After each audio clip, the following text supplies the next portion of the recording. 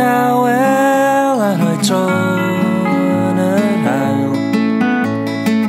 Lleb I gwewin nawr, mae'r effaith yn dal yn ôl, dal yn ôl.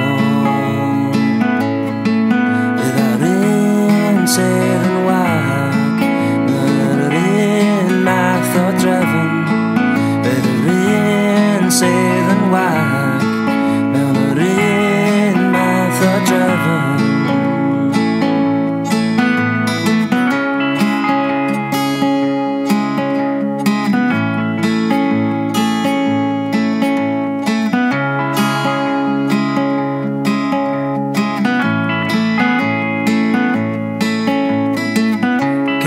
I ddwrnod oedd yn llawn dyn I weidrwydd yn drachefn be